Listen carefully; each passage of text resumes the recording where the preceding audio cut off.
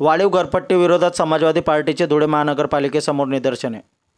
वाढीव घरपट्टी विरोधात समाजवादी पार्टीच्या वतीने धुळे महानगरपालिकेसमोर जोरदार घोषणाबाजी करीत निदर्शने करण्यात आली। धुळे महानगरपालिका हद्दीत मालमत्ताधारकांना बजावलेल्या वाढीव घरपट्टीच्या नोटीस विरोधात समाजवादी पार्टीने आक्रमक पवित्रा घेतला। नगरपालिकेच्या आवारात निदर्शने करणाऱ्या समाजवादी पार्टीच्या पदाधिकाऱ्यांनी नागरिकांना बजावण्यात आलेल्या नोटीसी विरोधात आपला रोष व्यक्त केला। तातडीने वाढीव घरपट्टी रद्द न केल्यास तीव्र स्वरूपाचे आंदोलन छेडण्याचा इशारा यावेळी समाजवादी पार्टीच्या वतीने महानगरपालिका आयुक्तांकडे निवेदनाद्वारे देण्यात आला।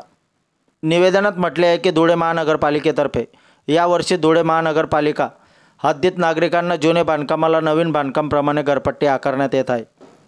धुळे शहरातील सामान्य नागरिकांना कुठल्याही प्रकारचा रोजगार नाही, तसेच धुळे शहरात विविध उद्योगधंदे नाहीत।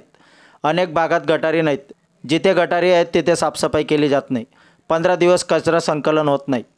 नागरिकांना 8 दिवसाआड पाणी मिळत आहे आणि वर्षाची पाणीपट्टी आकारण्यात येत आहे। तसेच धुळे शहरात मोठ्या प्रमाणात मजूर वर्ग आहे। सदर वाढीव घरपट्टी नागरिकांवर अन्यायकारक आहे। सदर वाढीव घरपट्टी रद्द करण्यात यावी, अन्यथा समाजवादी पार्टीतर्फे तीव्र आंदोलन छेडण्यात येईल। यावेळी समाजवादी पार्टीचे अनेक पदाधिकारी कार्यकर्ते मोठ्या संख्येने उपस्थित होते। आपल्या परिवर्तन 24 न्यूज़साठी संकेत बागरे चन्नेर, धुळे तालुका प्रतिनिधि। 1.5 साल से जो है नोटिस बज रही है हर नागरिक को, जिसमें वार्डवी केयर पट्टी दी जा रही है।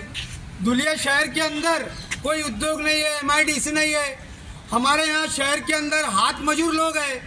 हाथ मजूर लोग आज उनको अगर 100 रुपये केयर पट्टी आती है तो डायरेक्ट 1000 रुपये केयर पट्टी आ रही है। नागरिक में बहुत गुस्सा है। नागरिक को न पानी मिलता है, 10-12 दिन में पानी मिलेगा, कचरा 10-10 दिन नहीं उठ रहा है, गटर 1-1 महीना साफ नहीं हो रही है। यहाँ पर कोई सुविधा नहीं है और कर को कर बार बार बढ़ाया जा रहा है। ये कर जो है अन्यायकारक कर जो है ये रद्द होना चाहिए, नहीं तो समाजवादी पार्टी जन आंदोलन करेंगे।